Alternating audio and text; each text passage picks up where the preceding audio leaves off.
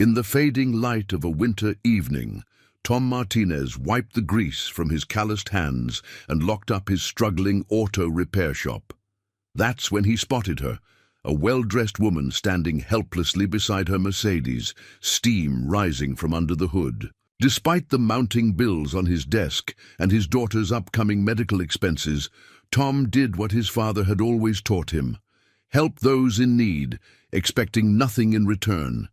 He fixed her car and refused payment, not knowing she was Sarah. Kingston, CEO of the largest tech company in Silicon Valley. As Tom drove home that night in his old pickup truck, he had no idea that his simple act of kindness was about to change his life forever. Could one selfless deed really rewrite the story of a man who had given up on his dreams? Before we jump back in, tell us where you're tuning in from.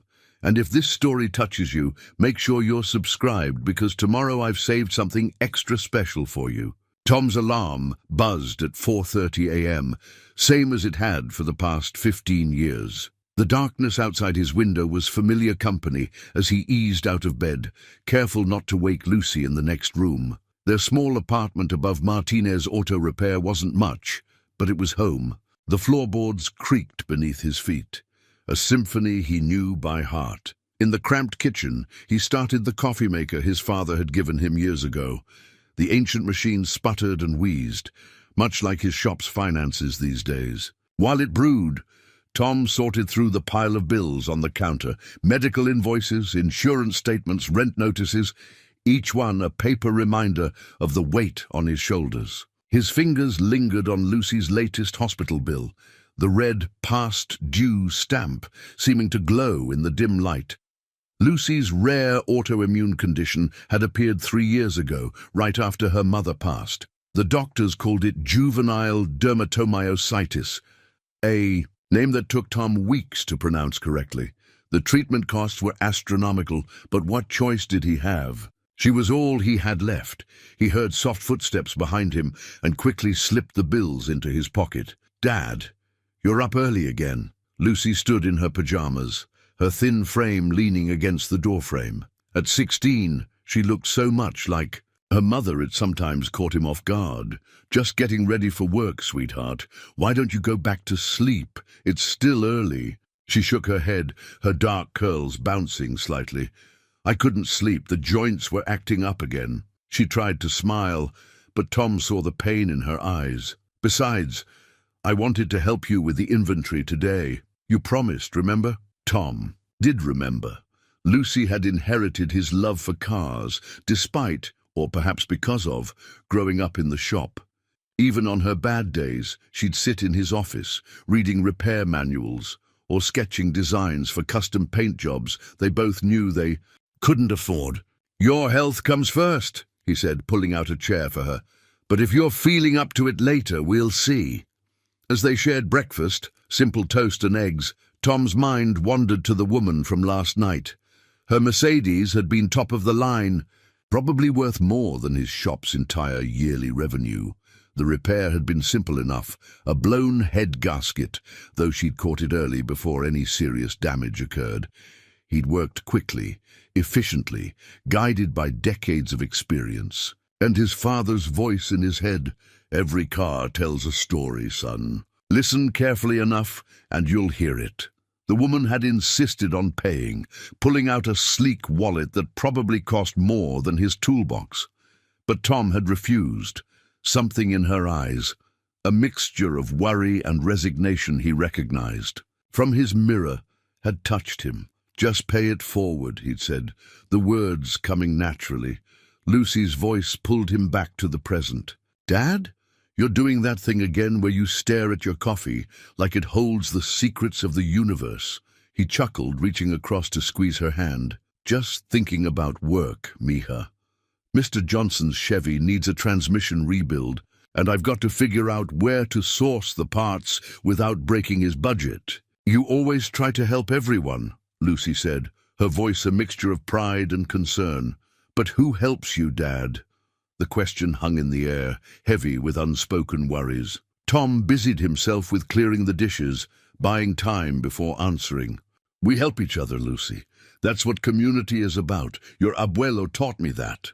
As if on cue, the morning light began filtering through their small window, casting long shadows across the worn linoleum floor. Tom glanced at his watch. 5:45 a.m. Time to open the shop. Downstairs, the familiar scent of oil and metal greeted him. The shop wasn't much to look at. 3 bays, basic equipment, walls covered in faded car posters and his father's old certificates. But every tool had its place, every surface was clean, and every job was done right. Martinez Auto Repair might not be fancy, but it had a reputation for honest work at fair prices. Tom flipped through his appointment book, the pages dog-eared and coffee-stained. 6 jobs scheduled today, not counting walk-ins. It would be tight, but he'd make it work. He always did. The morning sun was just beginning to warm the concrete floor when he heard Lucy's careful steps on the stairs. She'd changed into her shop clothes, worn jeans and one of his old work shirts, rolled up at the sleeves. In her hands, she carried their twin lunchboxes, packed with the sandwiches they'd made last night. "I'm feeling better now," she announced, setting the lunches on his desk. "And I already did my morning exercises. So about that inventory." Tom looked at his daughter, really looked at her. Behind the brave smile and eager eyes, he saw the fatigue that never quite left, the slight tremor in her hands that the medications couldn't completely control. But he also saw her mother's determination, his father's work ethic, and a spirit that refused to be defined by illness. "Okay," he said finally, "but we take it slow and you tell me the moment you need to rest." Lucy's face lit up, and for a moment the weight of unpaid bills and uncertain futures lifted from Tom's shoulders. They had each other, they had the shop, and they had their pride in honest work.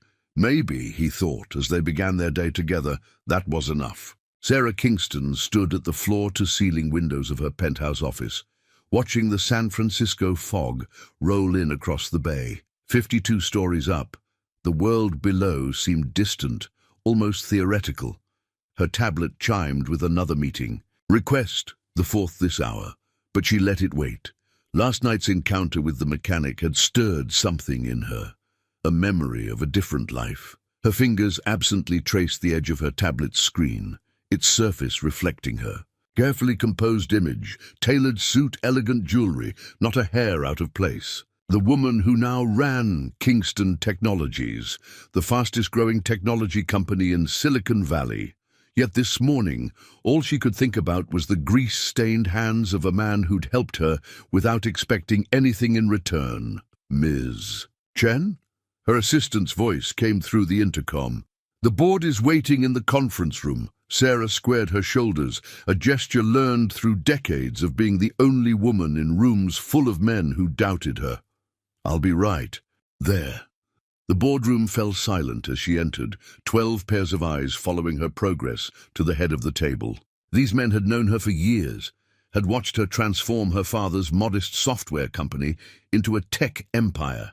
Yet some still looked at her like she was the same 24-year-old who'd inherited a struggling business after her parents' accident. "Gentlemen," she began, her voice carrying the quiet authority that had become her trademark. "Shall we begin?" 2 hours later, Sarah sat alone in her office again, mechanical pencil tapping against her desk, an old habit from engineering school. The board meeting had gone well. It always did. She'd learned long ago how to speak their language, how to present innovation in terms of profit margins and market share. But today, her thoughts kept drifting to that small auto shop. Martinez Auto Repair, the sign had read, the letters faded but the windows spotless. The owner, Tom, he'd said his name was, had worked with a quiet competence that reminded her of her father. No wasted movements, no unnecessary words, just the sure hands of someone who understood machines the way she understood code. She opened her browser and typed in the shop's name. The website was basic, address, hours, services offered, but the reviews told a story. Honest work, fair prices. Fix my car when 3 other shops couldn't. Help me out when I couldn't afford repairs. Each comment painted a picture of a man who valued integrity over profit, a rare quality in any industry. A knock at her door interrupted her research. "Come in." David Zhang, her chief of operations, entered with his characteristic energy. At 65, he was one of the few people who'd known her father, who'd seen her grow from a precocious child tinkering with circuit boards to the CEO she'd become. "Sarah," he said, dropping into the chair across from her desk. "You seem distracted today. That's not like you." She smiled slightly. David had been her mentor, her father's friend, and now her most trusted advisor. If anyone would understand, it would be him. "I had an interesting experience last night," she began, telling him about the broken-down Mercedes, the mechanic who'd helped her without hesitation, the strange feeling of connection to a world she'd left behind long ago. David listened quietly, his expression thoughtful. When she finished, he leaned back in his chair. "You know what this reminds me of? Your father's old story about the bicycle repair shop." Sarah felt her throat tighten. She hadn't thought about that story in years. Before he'd made it big in software, her father had been struggling to make ends meet. One day, his bicycle, his only transportation to work, had broken down. A local repair shop owner had fixed it for free, telling him to pay it forward when he could. That act of kindness had kept her father employed, allowing him to eventually start the company that would become Kingston Technologies. "We've been talking about expanding our corporate responsibility programs," David continued carefully, "and our luxury vehicle division needs someone who truly understands cars, not just spreadsheets." Sarah looked at him sharply. "What are you suggesting?" "I'm suggesting that sometimes the best business decisions aren't made in boardrooms." He stood, straightening his jacket. "Just something to think about." After David left, Sarah pulled up the satellite view of Martinez Auto Repair. The building was small, tucked between a laundromat and a discount furniture store. The neighborhood had seen better days, but there was something genuine about it, something real in a way her world of glass and steel often wasn't. She thought about Tom's refusal to accept payment, the quiet dignity in his stance, the way he'd treated her like a person rather than a potential profit. In her world, everyone wanted something. Every kindness came with strings attached. Every favor expected repayment with interest. Her tablet chimed again. Another meeting, another decision, another deal to close. But for the first time in years, Sarah Kingston, CEO of Kingston Technologies, found herself wondering if success measured in stock prices and market caps was the only kind that mattered. She picked up her phone and called her personal assistant. "Cancel my afternoon appointments and contact our aviation department. I need a helicopter ready for tomorrow morning." "A helicopter, Ms. Chen?" "Yes," she said, looking out at the fog-shrouded city. "I think it's time to pay it forward." The morning started like any other at Martinez Auto Repair. Tom had just finished explaining to Mrs. Rodriguez why her Civic's timing belt needed replacement when the first tremors shook the building. The coffee in his world's best dad mug rippled, tools rattled against their metal holdings, and the ancient desk fan wobbled precariously. "Dios mío!" Mrs. Rodriguez clutched her chest. Earthquake. But Tom recognized the distinctive sound growing louder overhead. Rotor blades. The wash of air intensified, scattering leaves and debris across his normally pristine parking lot. Through the shop's wide doors, he watched in disbelief as a sleek black helicopter descended, its polished surface reflecting the morning sun like liquid obsidian. Lucy appeared beside him, her eyes wide. "Dad, there's a helicopter landing in our parking lot." "I can see that, Mija." He placed a protective hand on her shoulder, watching as the aircraft settled with precise control between his shop and the laundromat next door. The rotors slowed, and in the sudden quiet Tom could hear his heart pounding. The helicopter's door opened with hydraulic smoothness, and a familiar figure emerged. Tom blinked twice, sure he was seeing things, but no. It was her, the woman, from last night, though now she wore a tailored business suit instead of the casual attire from their previous encounter. She moved with purposeful grace, ducking under the slowing rotors with practiced ease. By now, a small crowd had gathered. Old Mr. Way from the laundromat stood in his doorway, mouth agape. The teenagers from the corner store had their phones out recording everything.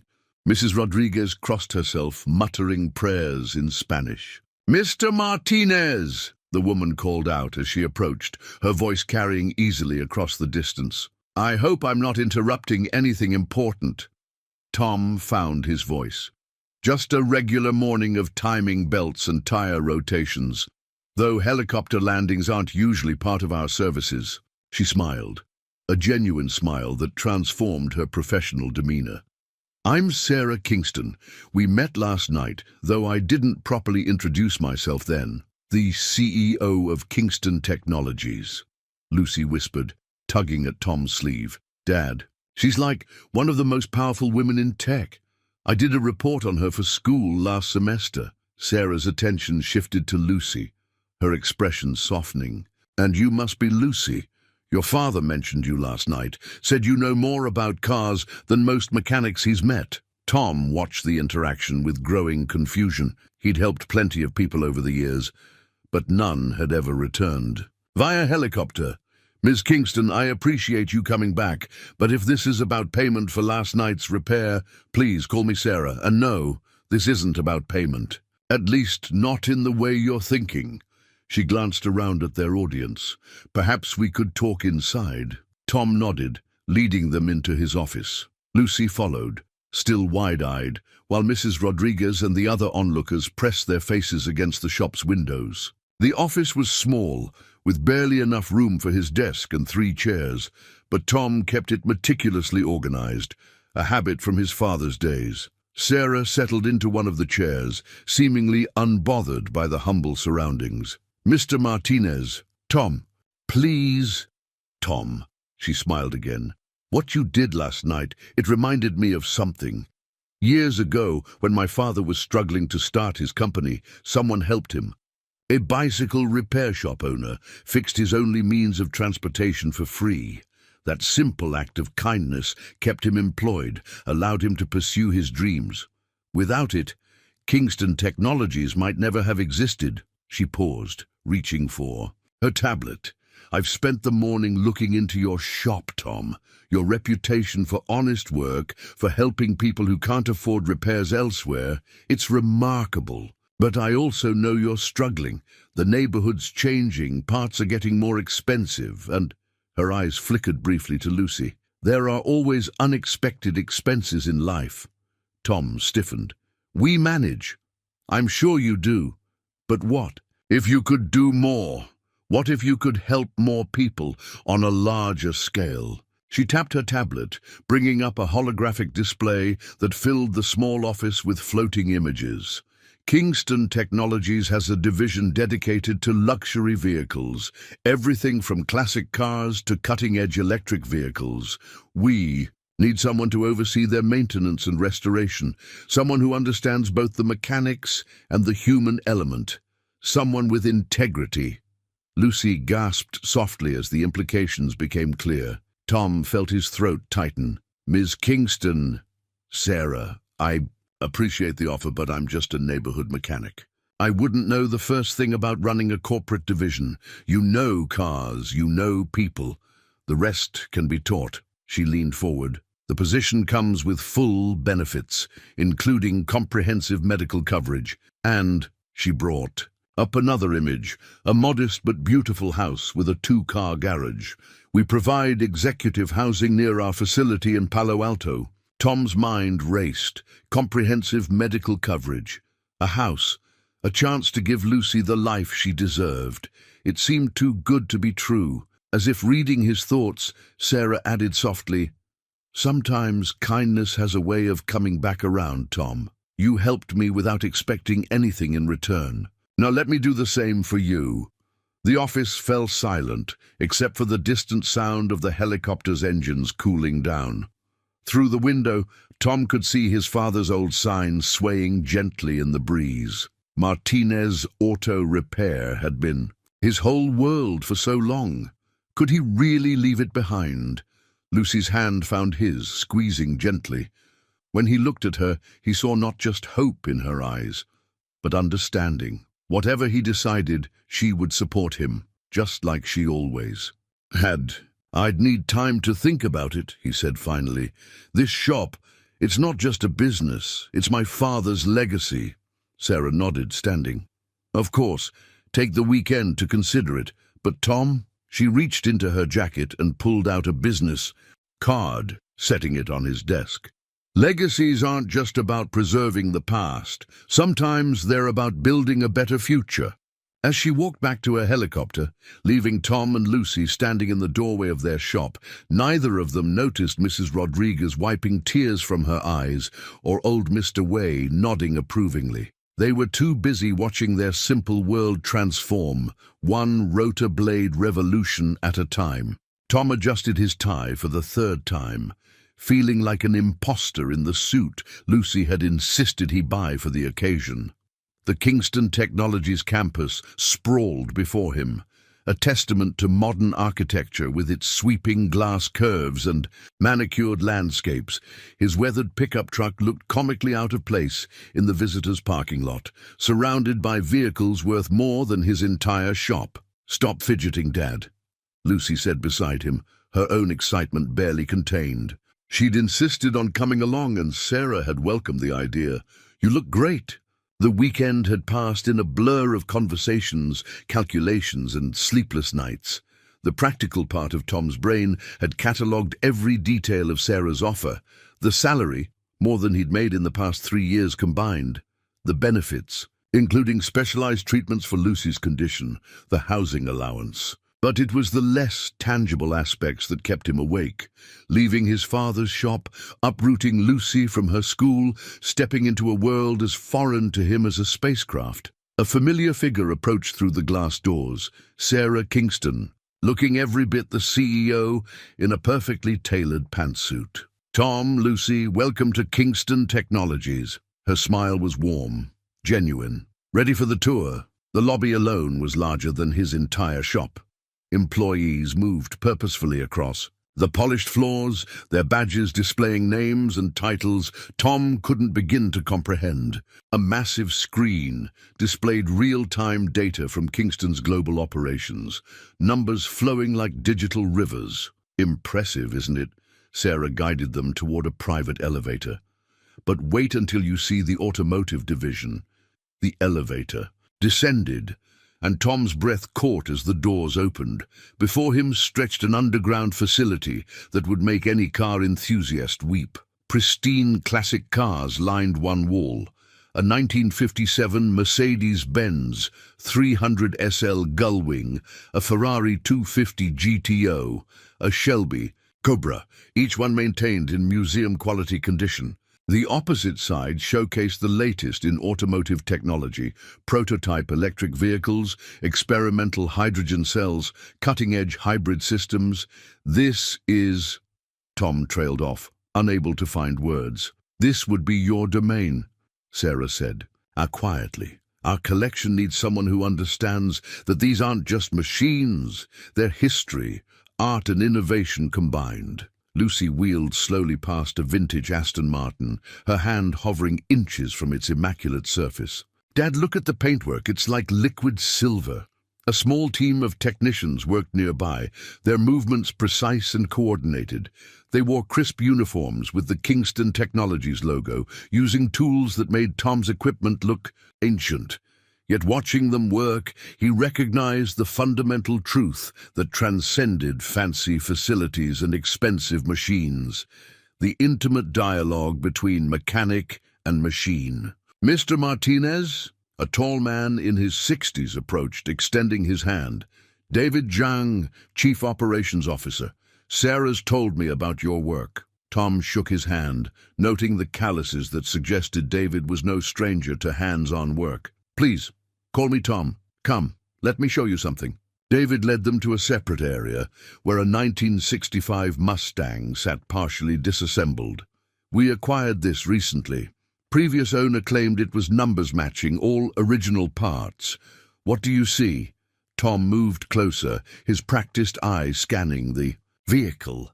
Within moments, the incongruities jumped out at him. The engine blocks, period correct, but it's not original to the car. See the stamping. Wrong font for 65. The carburetor's been rebuilt with modern parts, good quality but not authentic, and he bent down examining the frame. There's evidence of repair work here, accident damage, probably from the 70s. David's eyes lit up. Exactly what I found. Sarah said you had a good eye. Lucy beamed with pride. Dad can tell a car's history just by looking at it. He always says every vehicle tells a story. A philosophy we share, Sarah interjected. Our clients trust us with vehicles worth millions. But more importantly, they trust us with their stories. That Mustang? It belonged to a woman's late father. She doesn't care about its market value. She cares about preserving his memory. Tom understood that. Every car in his shop carried similar stories. First dates, family road trips, hard-earned achievements. The tools might be different here, but the fundamental truth remained the same. They continued the tour, each new area more impressive than the last. A state-of-the-art diagnostic lab, a custom fabrication workshop with 3D printers capable of producing rare parts, a research facility developing sustainable technologies for classic car conversion. The position would involve overseeing all of this, Sarah explained. But more importantly, it would mean building a program to make luxury vehicle maintenance more accessible. Think of it as bringing your philosophy of honest work and fair prices to a larger scale. Tom paused, processing her words. You want to make luxury car maintenance more accessible? Why not? Technology should elevate everyone, not just those who can afford it. Your shop proved that quality service and community responsibility can coexist. We want to scale that model. Lucy, who had been quietly observing everything, suddenly spoke up, like how you help Mrs. Rodriguez spread her payments out when her car needs work, or how you taught Mr. Way basic maintenance so he could avoid expensive repairs. Sarah smiled at Lucy. Exactly. Your father understands something many in this industry forget. Cars aren't just status symbols. They're how people get to work, take their kids to school, live their lives. We want to bring that understanding to luxury vehicles. Tom looked around the facility again, seeing it with new eyes. Not just as a showcase of automotive excellence, but as a potential force for change. Yet doubt still nagged at him. It's a beautiful vision, but I'm just a neighborhood mechanic. All this, he gestured at the high-tech equipment, it's a bit overwhelming. Technical skills can be taught, David said firmly. Character can't. We have plenty of engineers who understand the machines. We need someone who understands the people. As if to emphasize his point, a young technician approached, with a tablet, asking Tom's opinion on the Mustang's restoration plan. Without thinking, Tom fell into his element, discussing options, suggesting approaches, drawing on decades of experience. Lucy watched with a knowing smile as her father's initial nervousness melted away, replaced by the quiet confidence he always showed in his shop. By the time they headed back to the elevator, Tom's mind was spinning with possibilities. The ability to help more people, to ensure Lucy's medical care, to expand his father's legacy of honest work and fair dealing. It was all within reach. Yet the weight of decision still pressed heavy on his shoulders. Sarah seemed to sense his thoughts. Take your time, Tom. This isn't just a job offer, it's a life change. Think it over. Discuss it with Lucy. The position will be here when you're ready. As they drove home in his old pickup, Lucy was uncharacteristically quiet. Finally, she said, Dad, remember what Abuelo used to say about opportunities? Tom smiled, hearing his father's voice in his memory. Opportunity doesn't always knock wearing a suit and tie, mijo. Sometimes it shows up with grease on its hands. Yeah, Lucy said softly, but sometimes it does both. Evening light filtered through the dusty windows of Martinez Auto Repair, casting long shadows across the concrete floor. Tom stood in the center of the shop, his father's keys heavy in his palm. Every scratch on their brass surface told a story. 30 years of early mornings, late nights, and countless lives touched through honest work and fair deals. "I thought I'd find you here." He turned to find Sarah in the doorway, her executive attire exchanged for casual wear, though she still carried herself with natural grace. She'd been stopping by regularly since the tour, usually near closing time, often bringing coffee and questions about various aspects of the business. "Just thinking," Tom said, pocketing the keys, "though I've been doing a lot of that lately." Sarah stepped inside, her heels clicking softly on the concrete. "May I?" She gestured to a nearby workbench. Tom quickly wiped it clean with a shop rag. "It's not exactly executive furniture. Sometimes the most important conversations happen in the most ordinary places." She settled onto the bench, looking around the shop with genuine interest. "Tell me about your father." The request caught him off guard.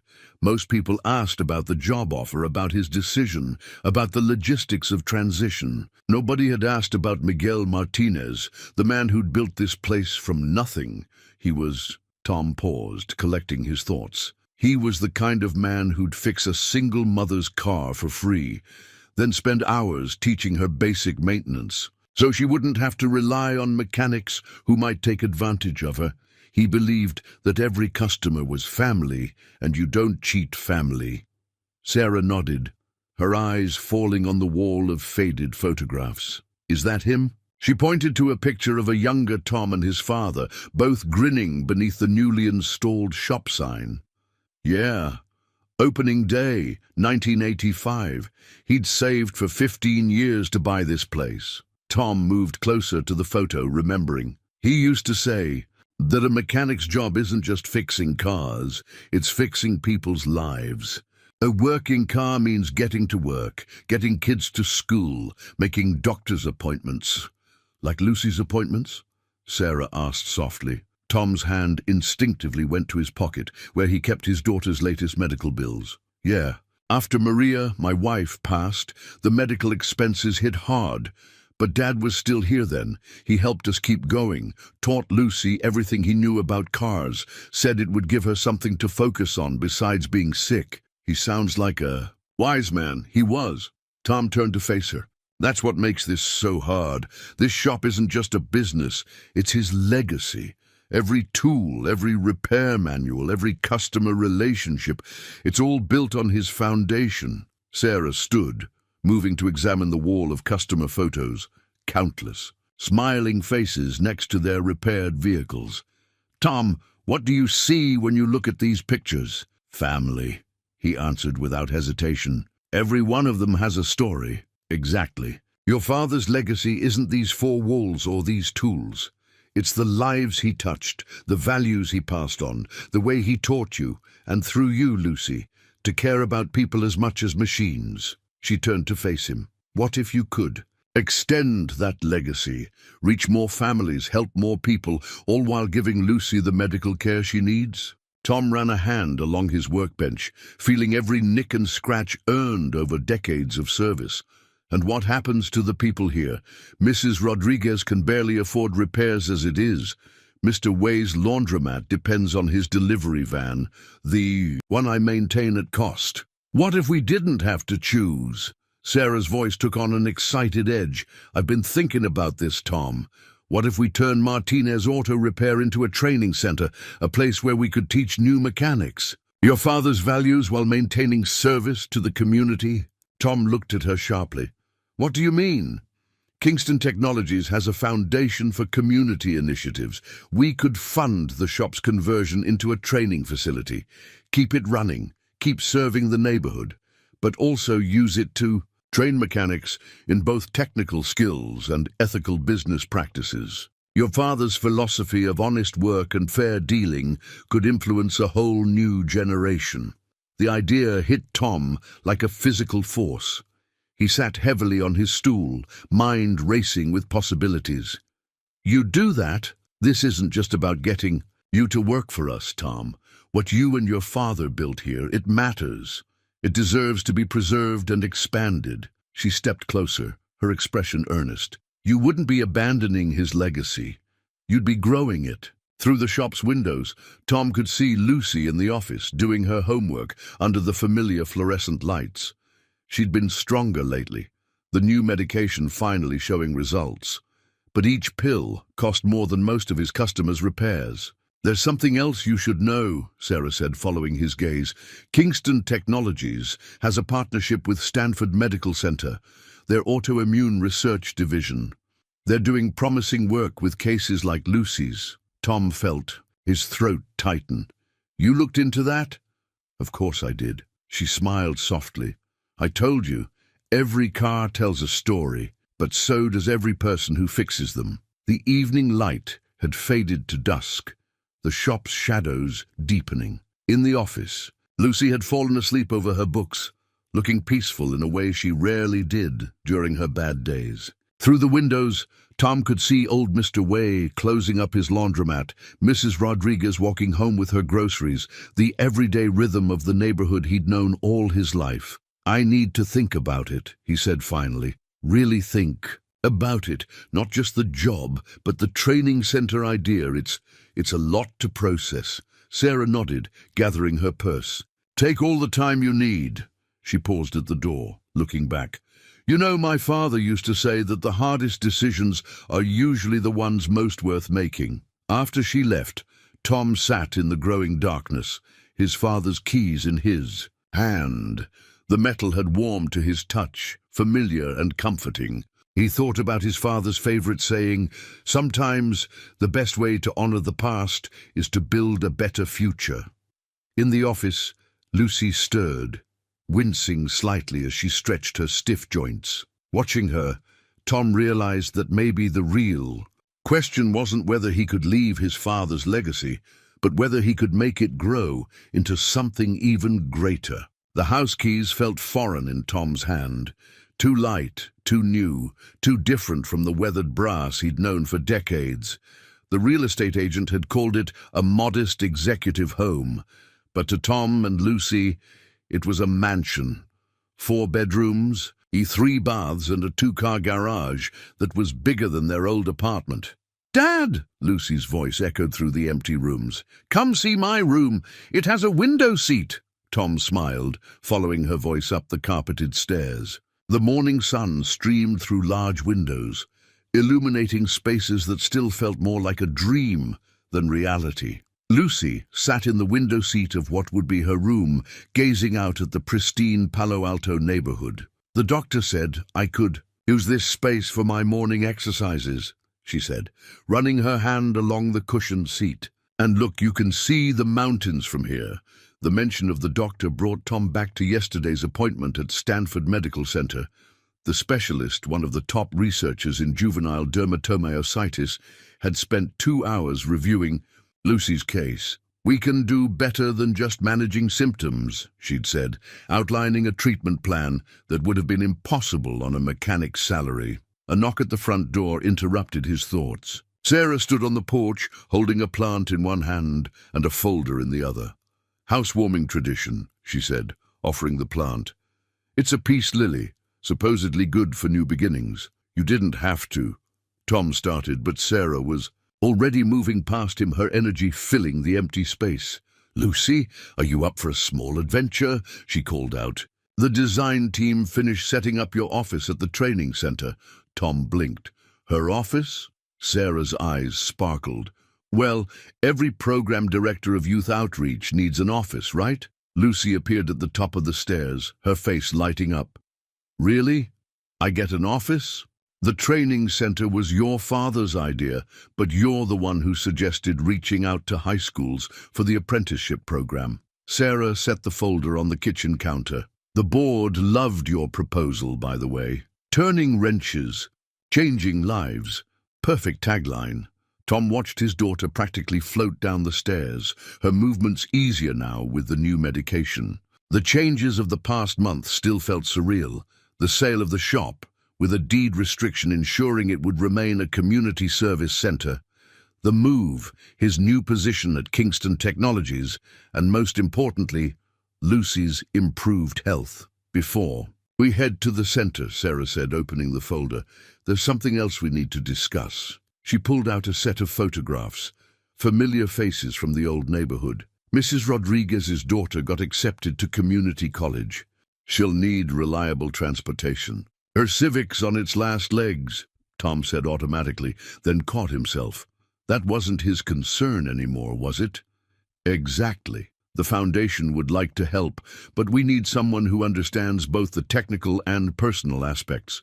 Someone who knows that it's not just about fixing a car, it's about fixing a life. The echo of his father's words wasn't lost on Tom. What are you suggesting? The training center's first project.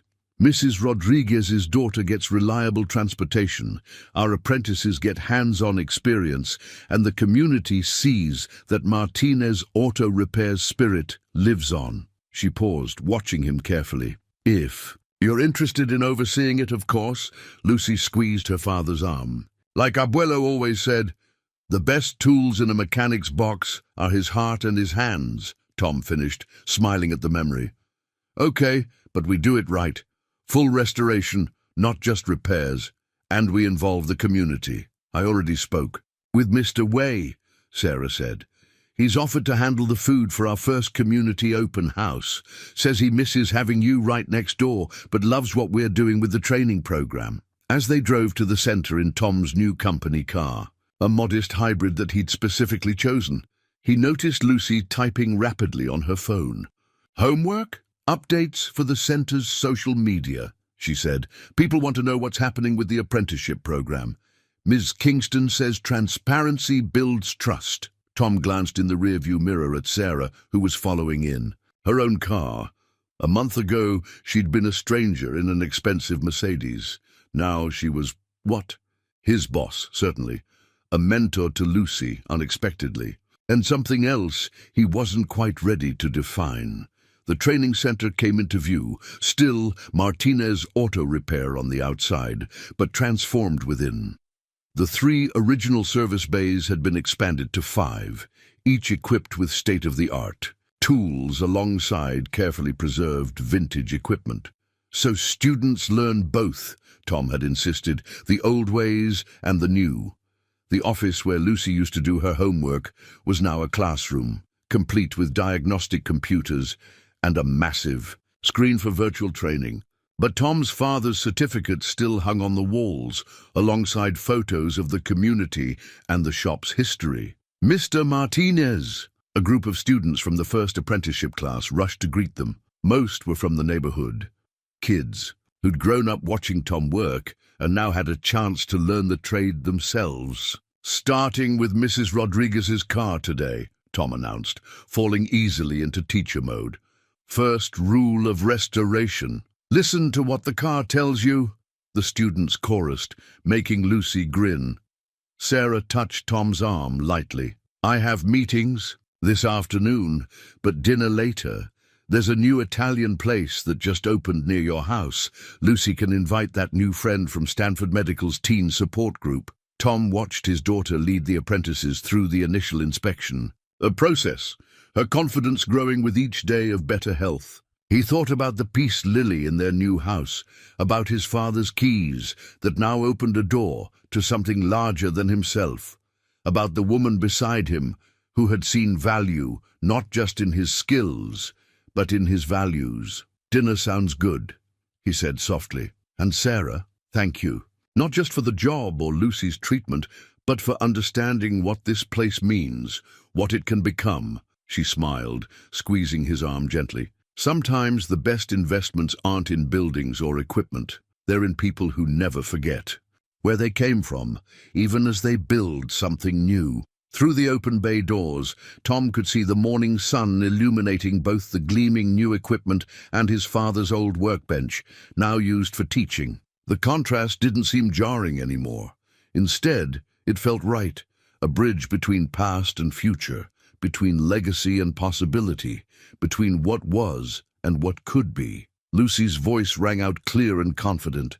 Okay, team, let's show Mrs. Rodriguez's daughter what Martinez Auto Repair can do. And in that moment, Tom knew with absolute certainty that his father would have approved. Tom adjusted his corporate ID badge for the 5th time that morning, still uncomfortable with how it clipped to his tailored shirt. 3 months into his new position at Kingston Technologies, and some things still felt like wearing someone else's clothes. "The board meeting starts in 10 minutes, Mr. Martinez," his assistant Jennifer reminded him. Even that was an adjustment, having an assistant being called Mr. Martinez instead of just Tom or Hey Mechanic. He gathered his presentation materials, trying to ignore the whispers that followed him down the sleek hallway. Despite Sarah's support and his undeniable expertise with the luxury vehicle division, not everyone welcomed the former neighborhood mechanic's rapid rise to executive status. "Did you hear?" A voice carried from around the corner. "He's dating the CEO now. That's why she created this position for him.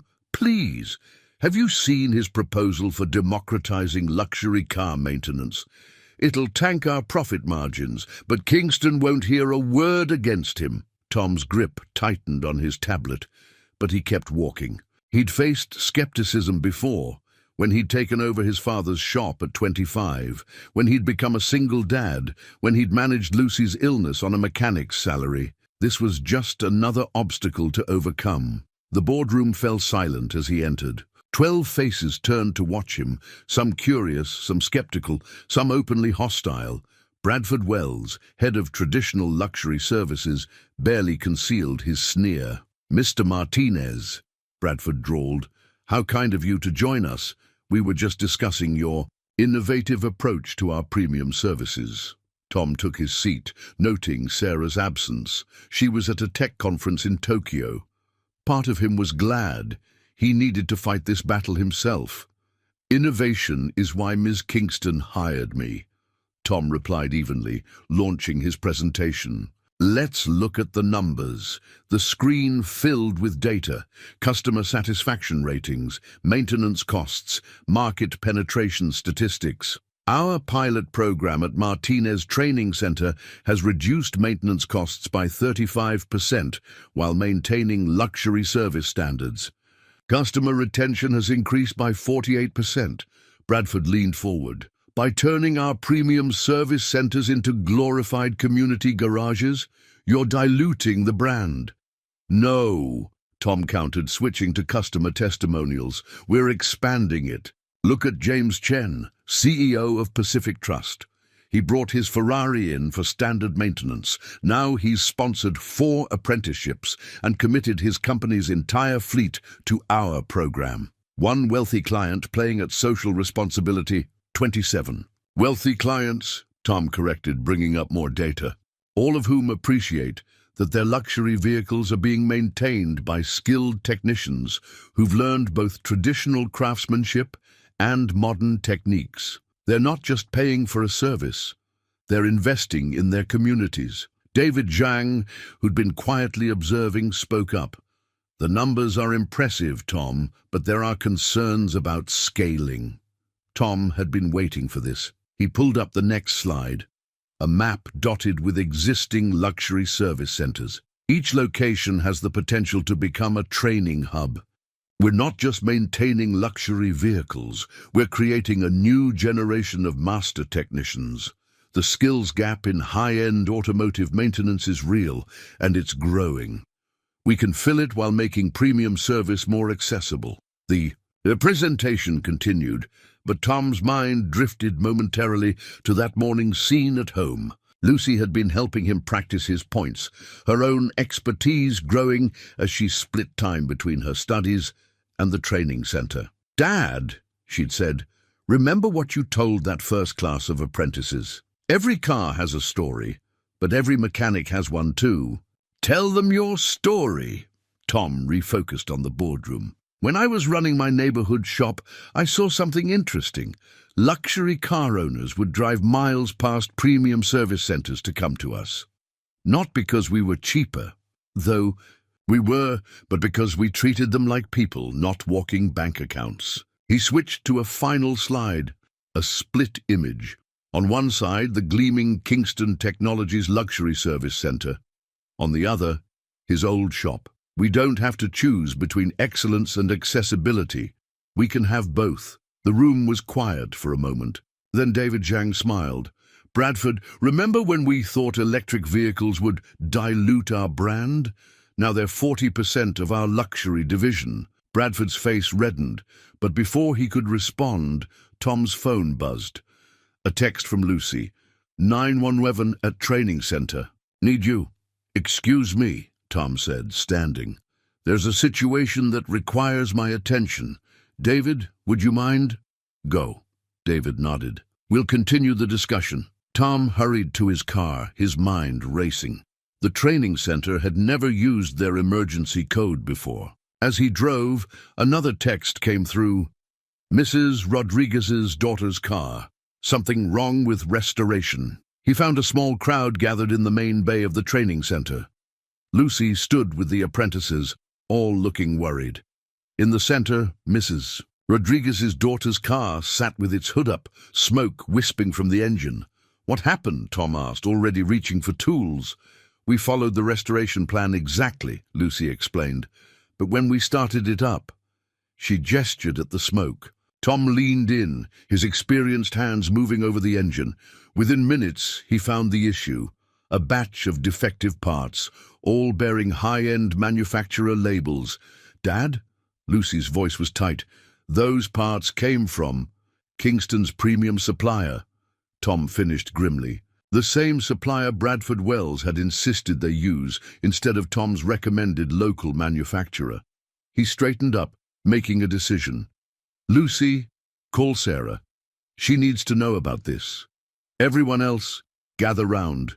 You're about to learn why we always check parts ourselves, no matter who supplied them. As he began teaching, showing the apprentices how to identify the defects, Tom felt the familiar certainty that came with having tools in his hands. He might struggle with corporate politics and boardroom battles, but here, in this space between his old world and his new one, he knew exactly who he was. His phone buzzed again, a message from Sarah. Just landed, heard about meeting and parts issue. Bradford's supplier contract under review. Dinner tonight? We should talk. Tom looked around the training center at the eager faces of his students, at his daughter confidently leading the documentation process, at the bridge they were building between luxury and accessibility. Maybe he didn't fit perfectly in either world yet, but he was creating something new, something that carried his father's values into a future full of possibilities. Okay, everyone, he said, rolling up his sleeves. Let's show them how Martinez Auto Repair handles a challenge. The anonymous letter arrived on a Tuesday morning, slipped under the door of Tom's office at Kingston Technologies. The paper was expensive, the typing professional, but the message was pure poison.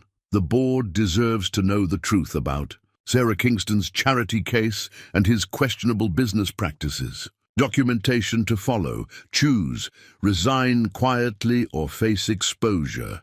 Tom read it 3 times, each word burning deeper into his consciousness. Through his office window, he could see the autumn fog rolling across the corporate campus, shrouding the buildings in grey uncertainty.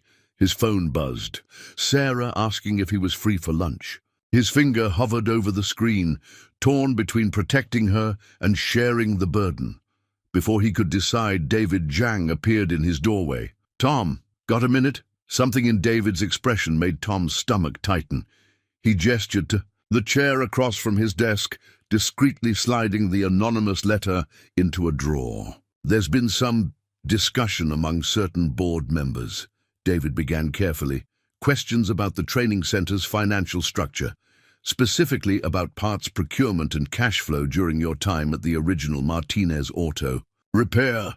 Tom felt the blood drain from his face. What kind of questions? Bradford Wells has presented documentation suggesting irregular accounting practices from your shop's final years. Missing invoices, cash transactions without proper documentation. Those were payment plans for customers who couldn't afford. Full repairs, Tom interrupted.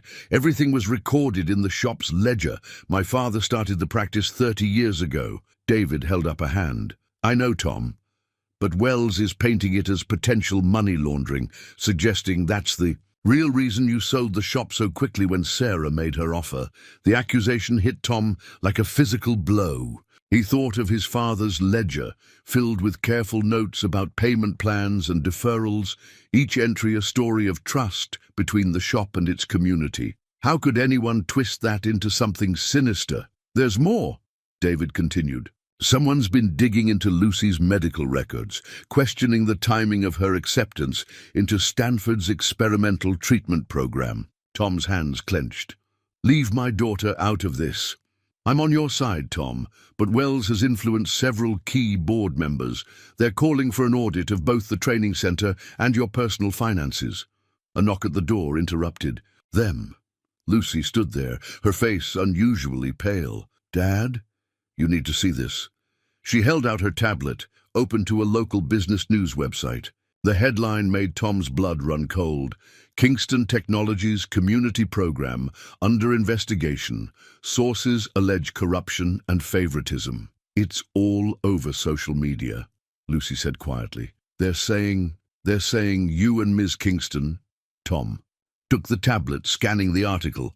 Every quote was anonymous, every allegation carefully worded to imply wrongdoing while avoiding outright accusations. But the message was clear. Tom Martinez was a fraud. Sarah Kingston was compromised.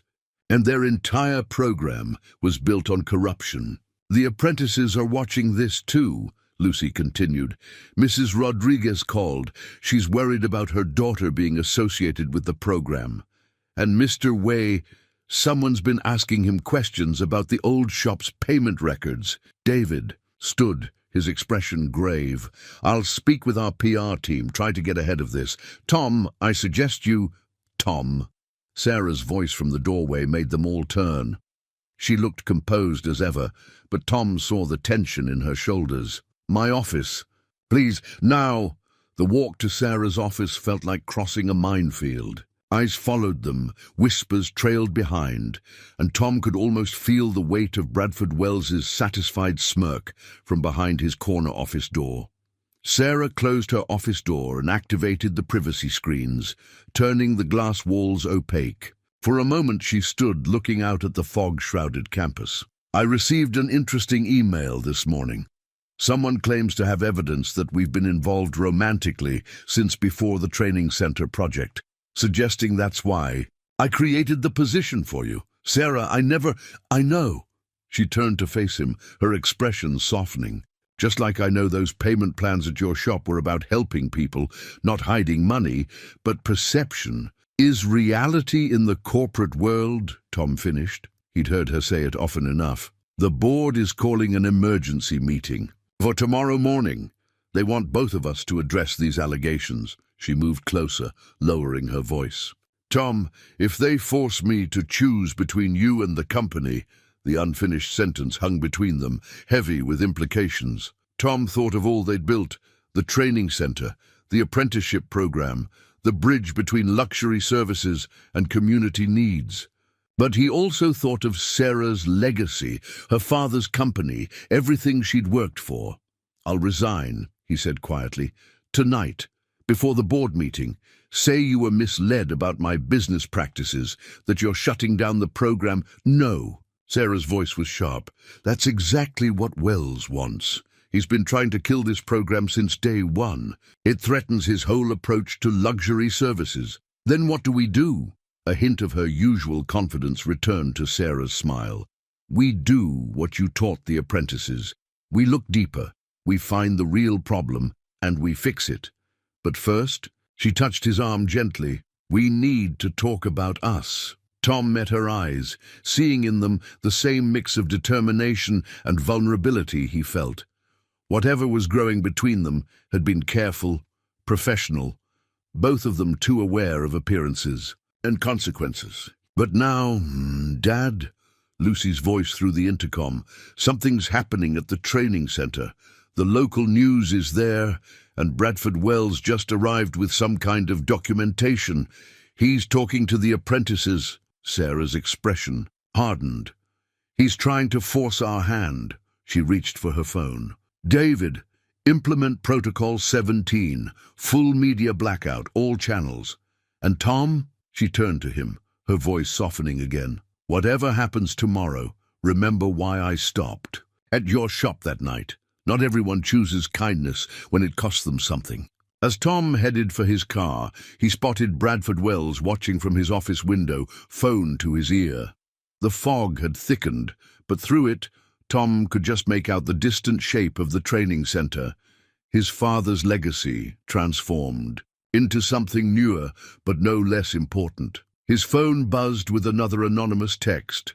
Last chance to walk away quietly. Tom thought of his father's voice. Son, the hardest repairs are the ones most worth making.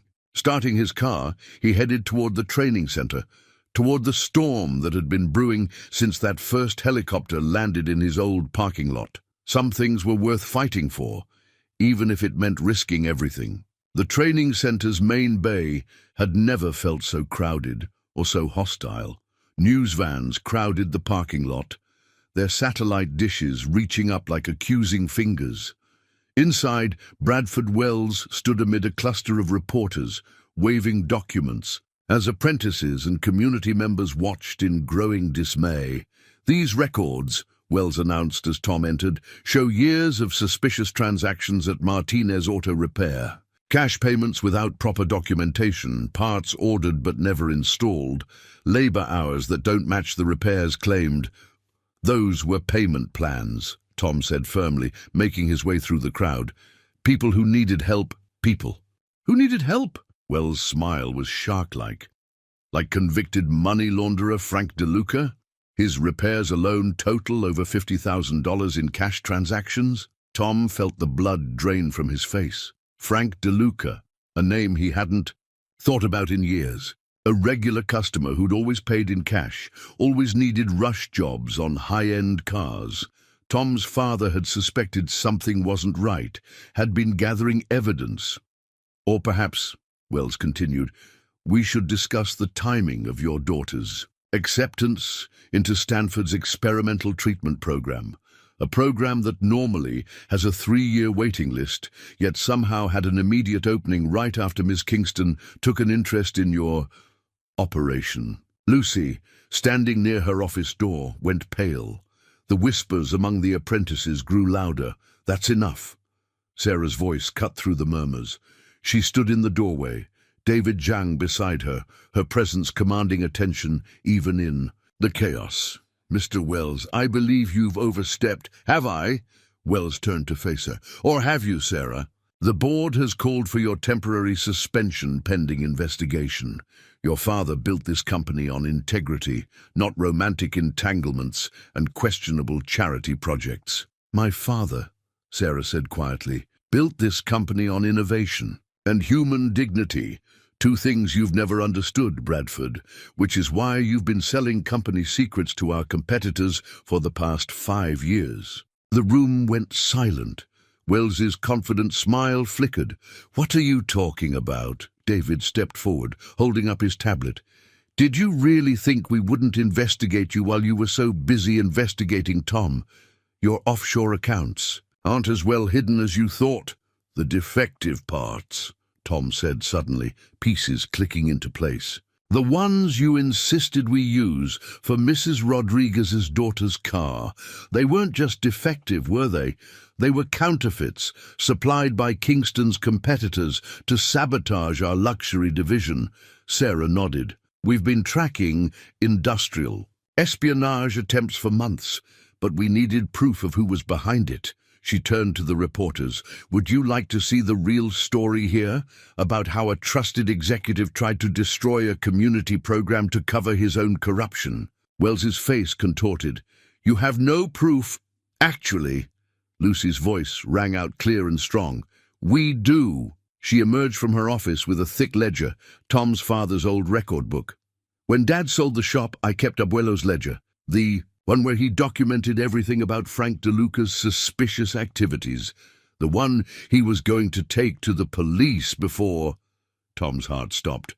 Before his heart attack. Lucy nodded, tears in her eyes. Abuelo was building a case. Every car, every repair, every cash payment. He documented it all. And he noted something interesting. Many of DeLuca's cars came straight from a warehouse owned by a shell company, a warehouse that until last year was registered to Bradford Wells. The reporter's cameras swiveled toward Wells, whose confidence had evaporated.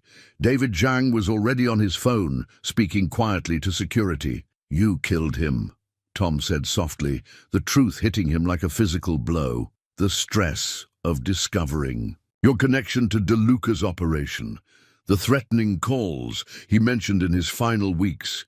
That was you. You can't prove any of that, Wells snarled, but his eyes darted toward the exit. Maybe not, Sarah agreed, but we can prove the industrial espionage, the counterfeiting operation, and your attempts to destroy this program to cover your tracks. David? David held up his tablet again. Transfers from known shell companies to your private accounts, corresponding exactly with Kingston's leaked trade secrets. Emails to competitors about the training center's threat to your side business. And, of course, your interesting relationship with Mr. DeLuca's organization. The board isn't suspending Sarah, Tom realized. They're suspending you. And Sarah added, they're particularly interested in your involvement in spreading false rumors about Tom and me, especially since those rumors seem designed to distract from your own activities. The next few minutes were a blur of activity. Security arrived to escort Wells out. Reporters swarmed Sarah and David, hungry for details of corporate espionage and corruption. The apprentices gathered around Lucy, examining the ledger that had unexpectedly vindicated everything they stood for. Tom stood in the midst of it all, processing. His father hadn't just been teaching him about cars and kindness.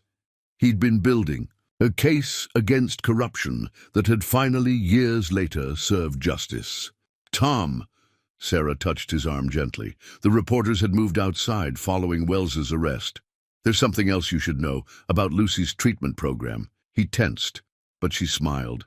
"She earned that spot. Dr. Chen, the program director, she's my cousin. She recognized Lucy's name when the application came in because I'd mentioned you both to her. But Lucy's case file spoke for itself.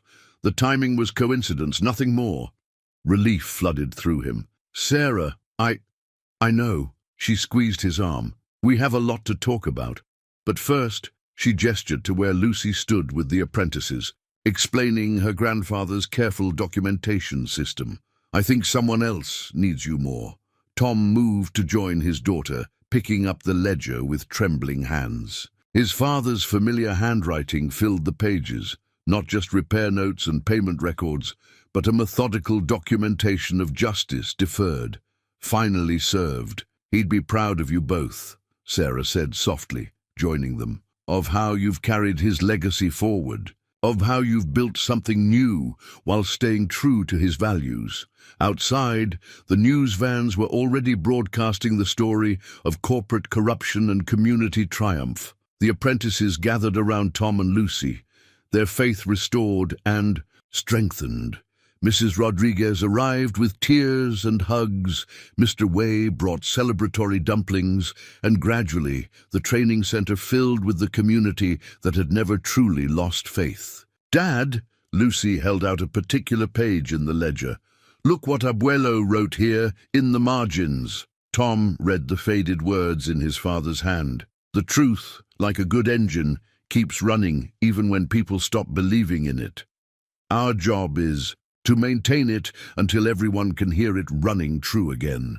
Sarah's hand found his, their fingers intertwining naturally, professionally appropriate appearances, no longer their primary concern. The touch anchored him as his world shifted once. Again, not from poverty to privilege this time, but from vindication to purpose. "So," Sarah said, looking around at the vibrant scene of community and justice restored, "ready to get back to work? We have a training program to expand." Tom smiled, holding his father's ledger in one hand and Sarah's hand in the other, watching. Lucy explained diagnostic techniques to a fresh group of apprentices. "Yeah," he said softly, "I think we're just getting started." In the quiet of his new office, Tom held his father's resignation letter, the one Miguel Martinez had never had the chance to submit. Lucy had found it tucked inside the old ledger, dated just days before his fatal heart attack. The yellowed paper trembled slightly in his hands as he read, "After 30 years of serving this community, I must step away. Not because I've lost faith in honest work, but because I've discovered dishonesty that requires a different kind of justice." The words blurred as Tom's eyes misted over. A soft knock at his door made him look up. Sarah stood there holding 2 cups of coffee, not from the executive lounge, but from the small shop near his old garage. "Thought you might need this," she said, setting 1 cup on his desk. "The media circus is finally dying down, though the board wants to issue a formal apology for Wells's accusations." Tom carefully folded his father's letter, sliding it back into the ledger. "How are you holding up?" Sarah's professional mask slipped slightly, revealing the exhaustion beneath. "Dealing with the fallout. Wells's connections to our competitors went deeper than we thought. The audit team found evidence of industrial espionage going back almost 7 years, about as long as my father started noticing something wrong with DeLuca's cars," Tom noted quietly. "Your father was a good man, Tom. The kind of man who saw wrong and tried to right it, even when it cost him everything." She paused, choosing her words carefully. "The kind of man who raised a son to do the same." Through his window, Tom could see the training center where Lucy was leading today's class. The morning sun caught the newly restored sign, Martinez Training Center, a Kingston Technologies community initiative. Below it, his father's old motto, "Every car tells a story. Every repair changes a life." "The apprentices want to dedicate this year's graduation ceremony to him," Sarah continued. "They say his ledger taught them more about integrity than any technical manual could." Tom nodded, unable to speak for a moment. The past week had been a whirlwind of revelations, investigations, and media coverage. Well's arrest had made national news, not just for corporate espionage, but for his suspected connection to his father's death. The evidence was circumstantial, too old for criminal charges, but the truth had finally emerged into the light. "I've been thinking," he said finally, "about everything my father built, everything we're building now, about legacy and justice. And second chances." Sarah settled into the chair across from him, her eyes warm with understanding. And I think it's time to expand the program. Not just luxury vehicles and job training, but something bigger, a foundation for automotive education, focusing on ethics as much as mechanics. The Miguel Martinez Foundation. "The board will approve it," Sarah said without hesitation. "After Wells, they understand the value of integrity in business. Besides," she smiled slightly, "they're a bit afraid of crossing your daughter now." Lucy's presentation on corporate responsibility went viral. Tom laughed softly, remembering Lucy's passionate speech about how her grandfather's example of ethical business practices could transform modern corporate culture. At 16, fighting her illness with newfound strength, she'd stood before the board and reminded them that true luxury wasn't about price tags, it was about values. "We'll need to step back from our personal relationship for a while," Sarah added gently. "Let the foundation establish itself without any hint of impropriety." "I know." Tom reached across the desk, squeezing her hand briefly. "Some things are worth waiting for. My father taught me that too." Outside his office, the day was beginning in earnest. Apprentices arriving at the training center, executives heading to meetings, 2 worlds that had seemed so far apart now finding common ground. In the wake of truth revealed, on his desk, next to the coffee Sarah had brought, his father's old keys caught the morning light, a reminder that sometimes the biggest revelations came from the smallest acts of integrity. "Ready to get back to work?" Sarah asked, standing. Her professional mask was back in place, but her eyes held promises for the future. Tom picked up his father's ledger, running his fingers over the worn cover. "Yeah," he said softly, "I think Dad would want that." As Sarah left, Tom opened the ledger one last time, adding his own note beneath his father's final entry. The truth, like love, finds its own time. But justice, like a well-maintained engine, requires constant attention and honest hands. The empty toolbox sat on Tom's workbench like a metaphor for his current state of mind. 3 weeks after Wells's arrest, the training center stood quiet, its normal bustle replaced by the sterile efficiency of corporate auditors. Every transaction, every repair, every decision was being scrutinized under the harsh light of investigation. "They're just being thorough, Dad," Lucy said from her wheelchair, her condition flaring up again from the stress of recent events. She'd insisted on coming to the center, despite her doctor's recommendations for rest, making sure Wells didn't compromise anything else. Tom ran his hand along the worn edge of his father's workbench. The auditors had tagged everything with yellow markers: asset number 647, vintage workbench; asset number 648, tool storage unit. His father's legacy reduced to inventory numbers and depreciation values. Mr. Martinez, one of the corporate accountants, approached, tablet in hand. "We've found some irregularities in the apprenticeship funding." What kind of irregularities? The word made his stomach clench. The program's been exceeding its allocated budget by providing additional support to students, transportation stipends, meal allowances, family assistance programs. None of these were in the original proposal. Tom straightened up. "Those kids can't learn if they're hungry or worried about how their families will manage without their income. My father understood that.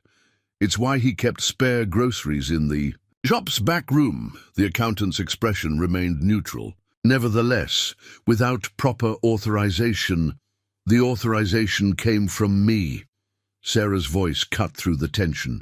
She stood in the doorway, looking tired but determined. Check the discretionary fund allocations, but even her presence couldn't fully dispel the heavy atmosphere. The training center's walls, once covered with photos of proud graduates and community events, now stood bare, everything catalogued and stored as potential evidence. The only sound was the quiet clicking of laptops as auditors combed through years of records. "They're shutting down the community outreach programs," Lucy said quietly, scrolling through her phone. "Social media's blowing up. Mrs. Rodriguez's daughter. She's saying she feels betrayed, used as a publicity stunt." Tom felt each word like a physical blow. The community's trust, built over decades by his father and carefully maintained by him, was unraveling. Wells might be gone, but his poison lingered. "It's temporary," Sarah assured them, but her voice held a note of uncertainty. Once the audit is complete, what?" Tom interrupted, his frustration finally boiling over. The heart of this program was never about corporate procedures or profit margins. It was about people, community, the things my father lived for and died protecting. The silence that followed felt heavy with unspoken tensions. Through the windows, Tom could see news vans still parked across the street, hungry for any hint of further scandal.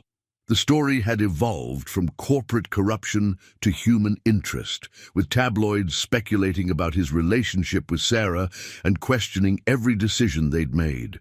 "The board wants to restructure the program," Sarah admitted finally. "Streamline it, make it more corporate." "You mean strip away everything that makes it special?" Lucy's voice was quiet but firm. "Turn it into just another job training program."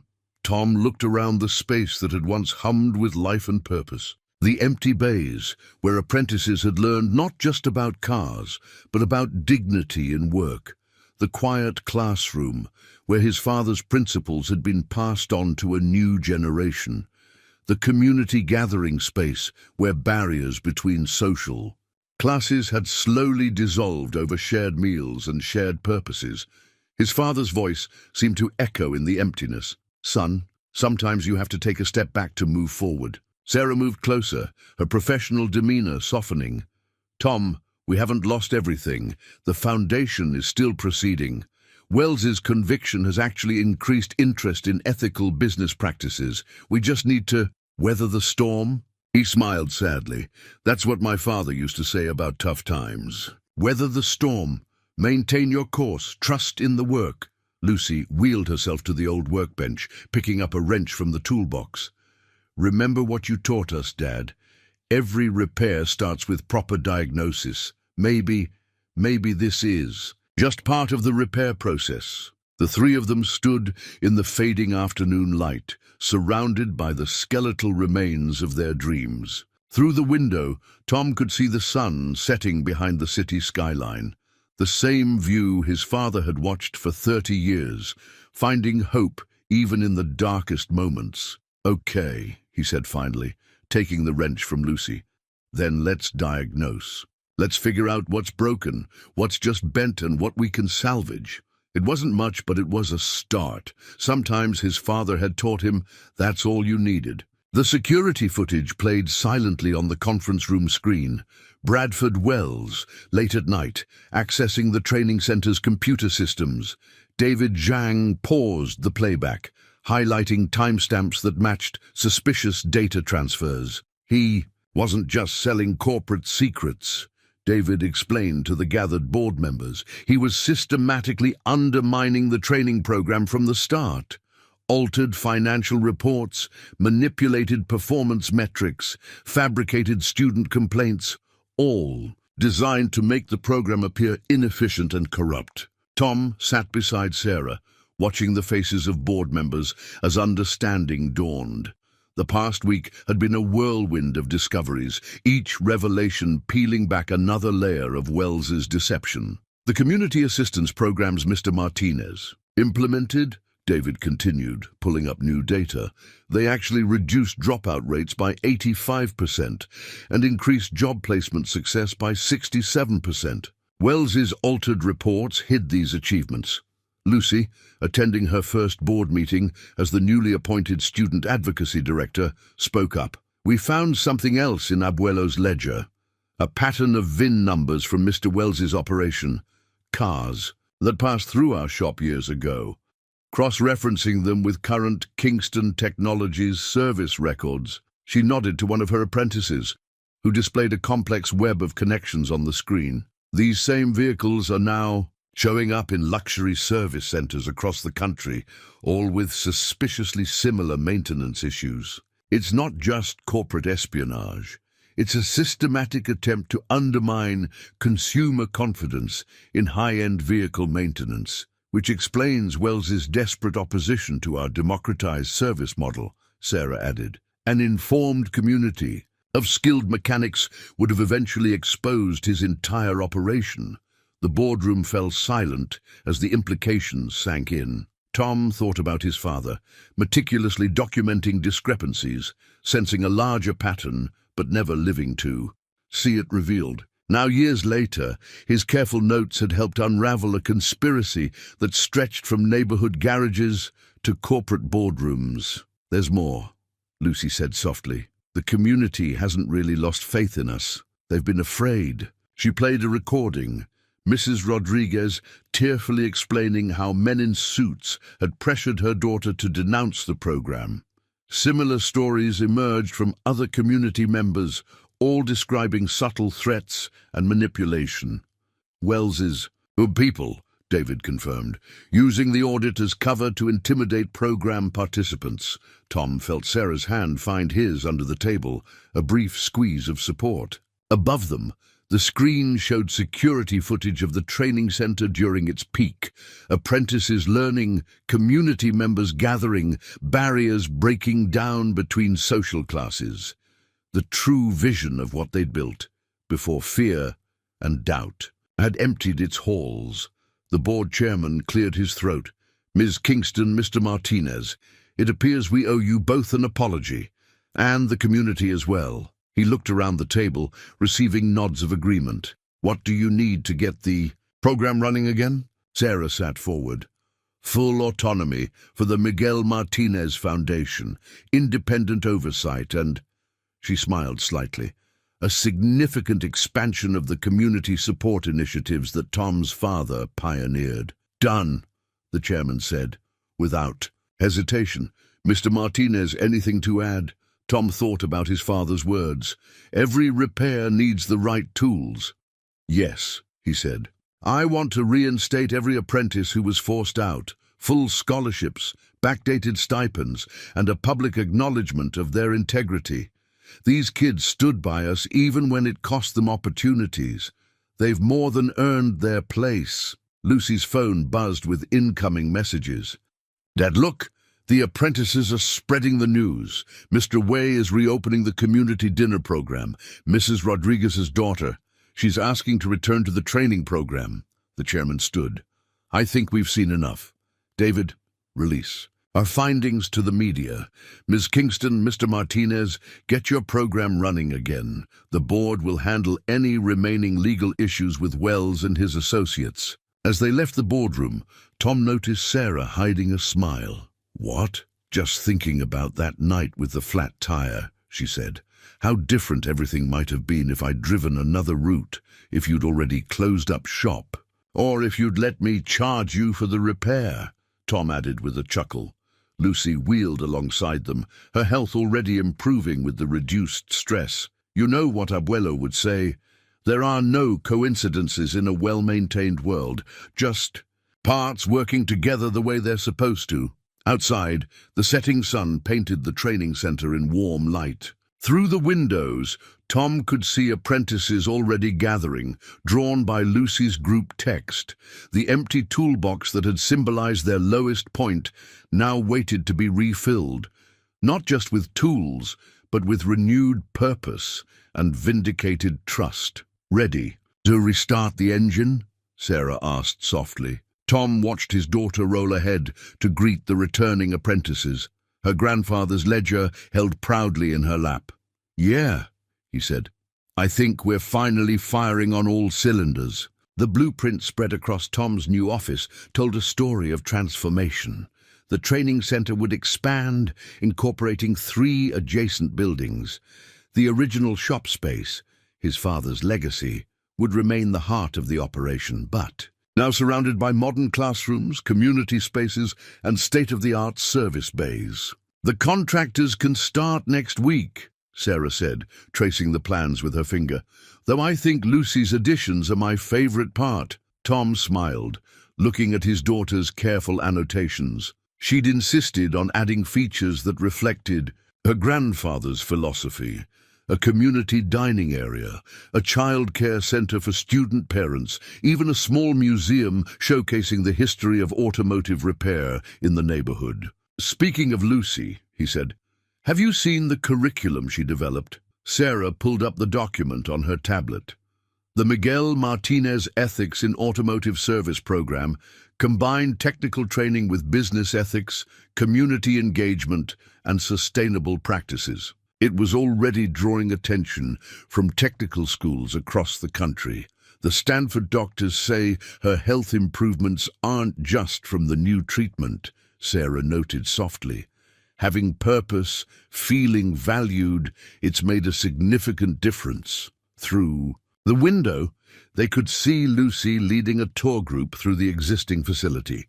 Not just potential students this time, but corporate executives from other companies, interested in replicating their model of community-integrated luxury services.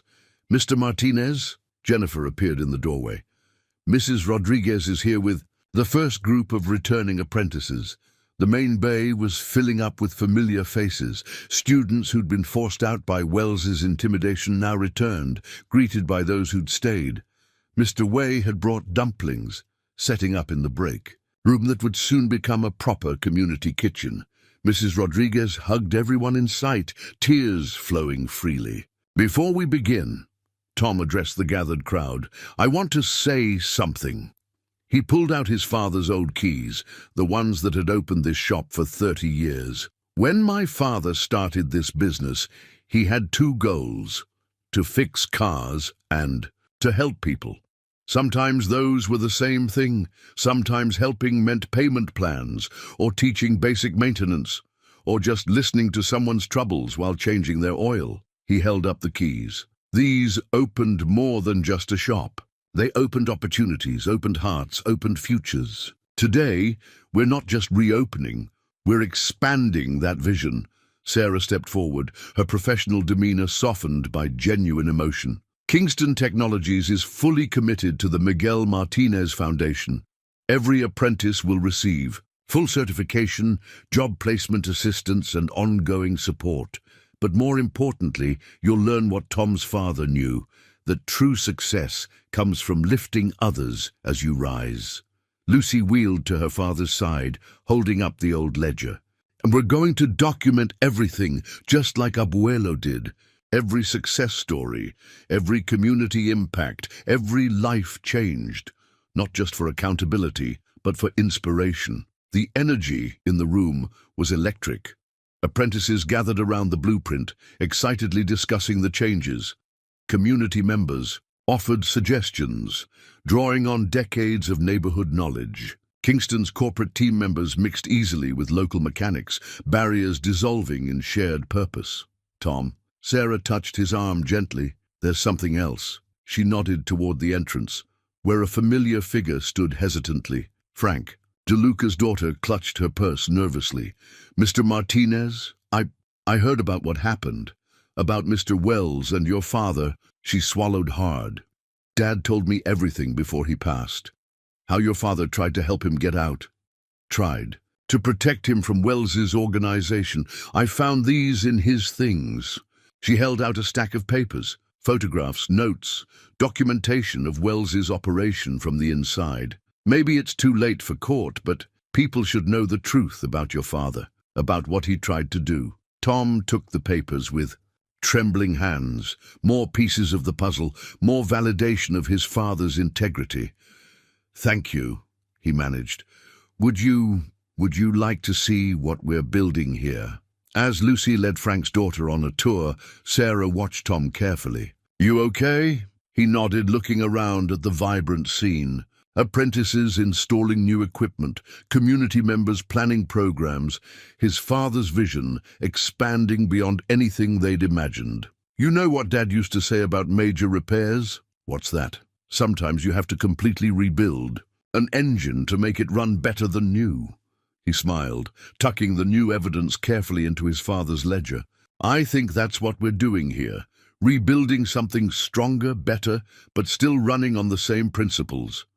Sarah's hand found his, professional discretion yielding to genuine connection. Around them, the training center hummed with renewed purpose. Through the windows, the setting sun painted the scene in shades of promise, as if Miguel Martinez himself were offering his blessing on this new chapter of his legacy. The board meeting agenda sat heavy in Tom's hands. Final review, Miguel Martinez Foundation integration with Kingston Technologies global operations. 6 months of rebuilding had led to this moment, the last hurdle between their local success and international expansion. They're ready for us, Sarah said softly, standing in his office doorway. She looked as polished as ever, but Tom had learned to read the subtle signs of tension in her posture. Is Lucy already there?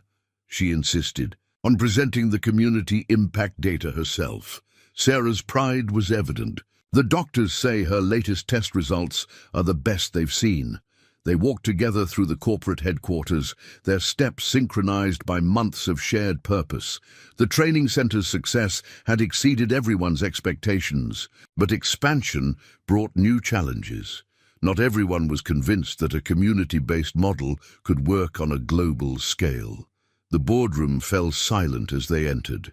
Lucy sat at the far end, her wheelchair now more of a convenience than a necessity on her harder days. The improvement in her health reflected the program's success, personal transformation mirroring professional achievement. Let's begin, the chairman announced. Ms. Kingston, Mr. Martinez, you're proposing to expand the Miguel Martinez Foundation model internationally. Some board members have concerns about diluting the luxury brand, said Victoria Chen, head of global marketing. Our premium services command premium prices because of exclusivity. This democratization approach has increased our market share by 30%, Lucy interrupted, projecting data onto the screen. But more importantly, look at these customer loyalty metrics. The graphs told a compelling story. Luxury car owners who engaged with the community program showed unprecedented brand loyalty. Their satisfaction scores weren't just higher, they were transforming into brand advocates. It's not just about maintaining luxury vehicles, Tom added, thinking of his father's wisdom. It's about maintaining relationships. Every car tells a story, but more importantly, every customer wants to be part of a larger narrative. Sarah stepped forward, her presentation confident but grounded. We're not just selling premium service anymore. We're offering membership in a community that bridges social divides through shared values. Our luxury customers aren't just getting their cars maintained, they're participating in positive social change. At significant cost, Victoria noted.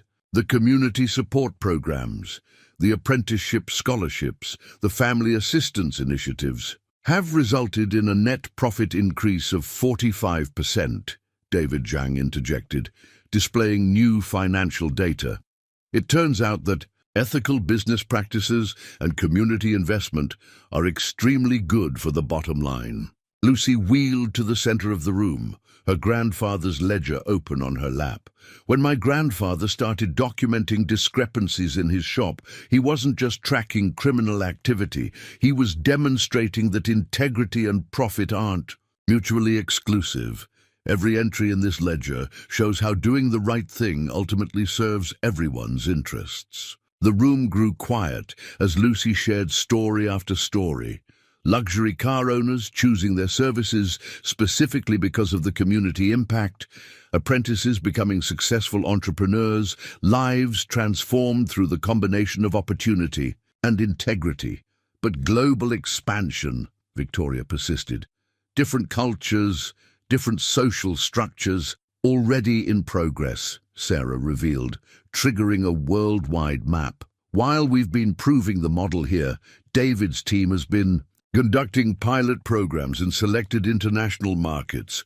The results, the data was undeniable. From Tokyo to Dubai, Berlin to São Paulo, the combination of premium service and community investment was revolutionizing the luxury automotive sector. But more than that, it was transforming communities. My father, Tom said into the thoughtful silence, used to say that the true measure of success isn't how high you climb, but how many people you bring with you.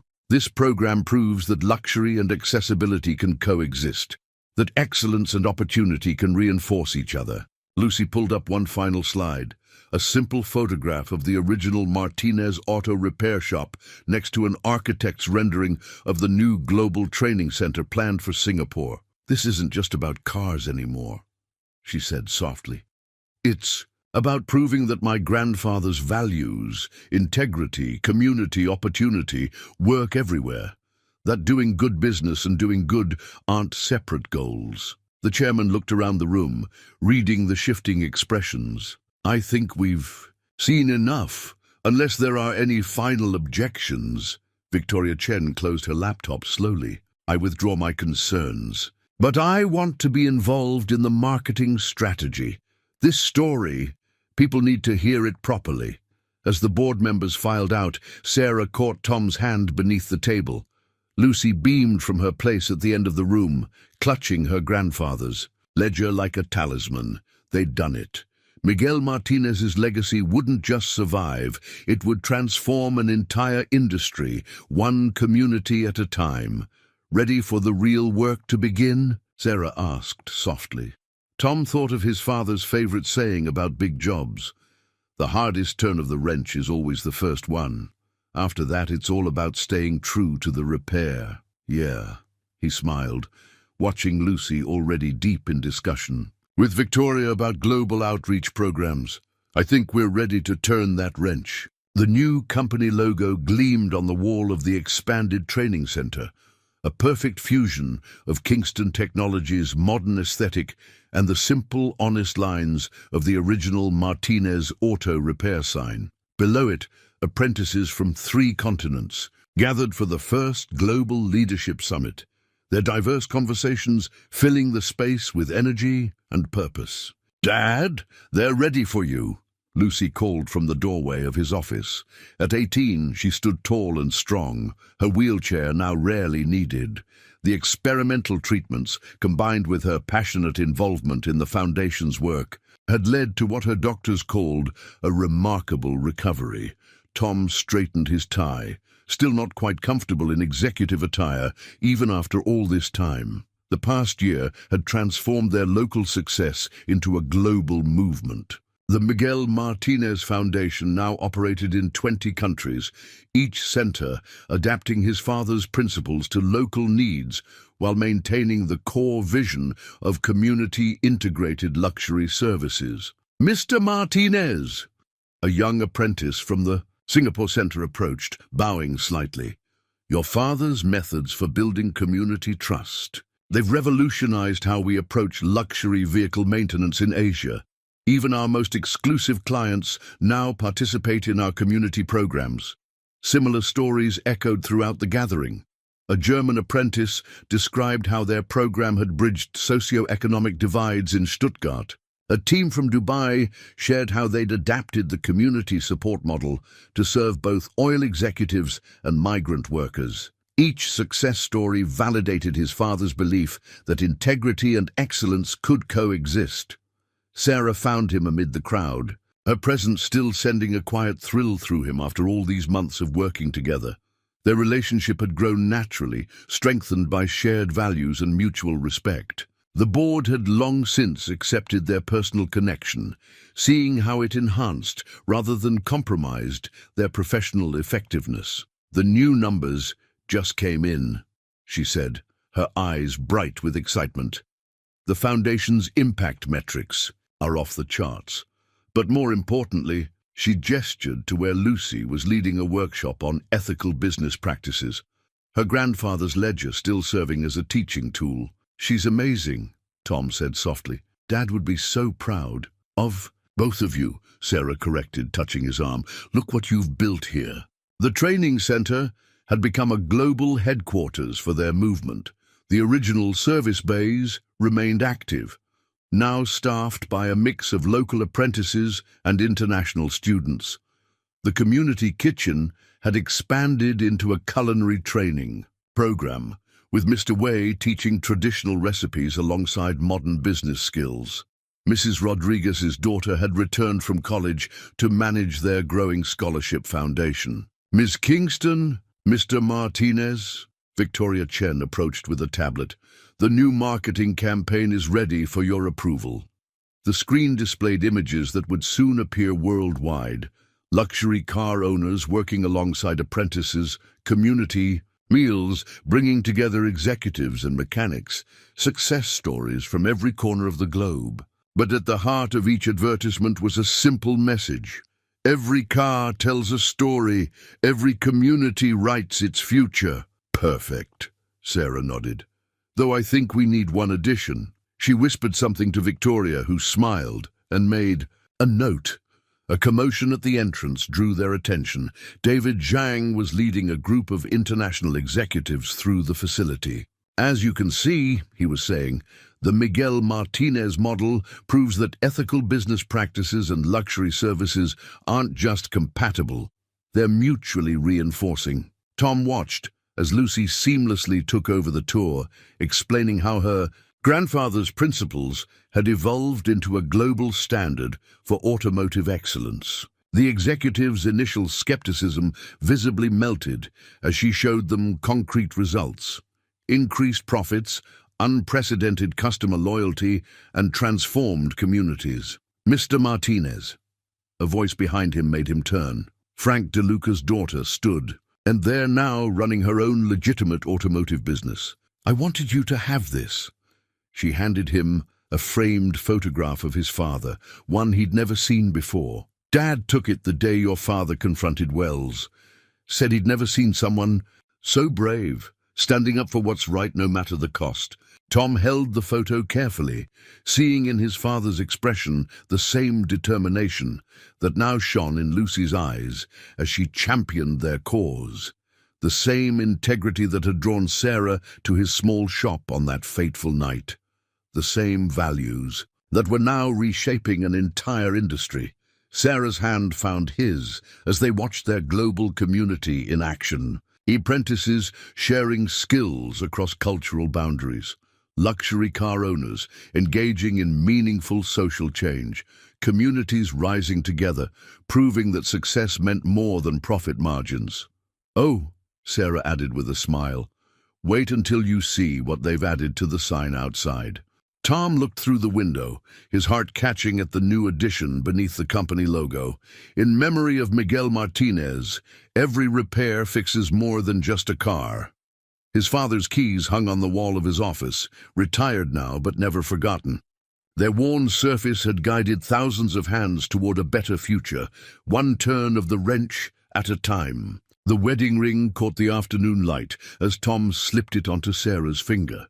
They'd chosen to hold the ceremony in the training center's main bay, now transformed into an elegant venue that somehow maintained its honest, working-class heart. Tools gleamed on their wall mountings, now decorated with white ribbons and flowers, while the sophisticated crowd sat on a mixture of restored vintage chairs and modern seating. Lucy stood as their officiant, her grandfather's ledger serving as her podium, her voice strong and clear as she addressed the gathered guests. "My grandfather believed that the strongest bonds are forged through acts of kindness, maintained through integrity, and tested by challenges.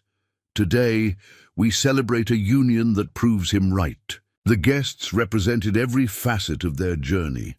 Apprentices from around the world, board members in elegant attire, local community members who'd supported them from the beginning. Mr. Wei had catered the reception, his dumplings served, alongside gourmet hors d'oeuvres. Mrs. Rodriguez dabbed at her eyes with a handkerchief while her daughter, now the Foundation's Global Education Director, recorded everything for their international branches. "From a chance encounter with a flat tire," Lucy continued, "grew not just love, but a movement that has transformed thousands of lives. My father and Sarah have shown us that true luxury isn't about exclusivity, it's about excellence shared, opportunities created, and communities united." Tom gazed at Sarah, seeing in her eyes the same mix of professional strength and personal tenderness that had gradually transformed their working relationship into something deeper. She'd understood from that first night that his father's legacy wasn't just about fixing cars. It was about fixing broken connections between people. "By the power vested in me," Lucy's voice carried clearly through the space, "and in honor of Miguel Martinez, whose values guide us still, I now pronounce you husband and wife." As they kissed, the assembled crowd erupted in applause. Through the open bay doors, Tom could see the sunset painting the sky in shades of promise. The fresh paint on the building's exterior gleamed. Martinez Kingston Global Training Centers, where every repair builds community. At the reception, David Zhang raised his glass to the union of not just two people, but two philosophies, proving that doing good and doing well can be the same thing. Sarah squeezed Tom's hand as Lucy prepared to speak. Their daughter, 4, that's truly what she'd become to Sarah, stood without assistance, her health now a testament to the power of purpose and proper care. "Abuelo had a saying," Lucy began, her voice thick with emotion. "He said that love, like a well-maintained engine, runs best when every part works in harmony with the others.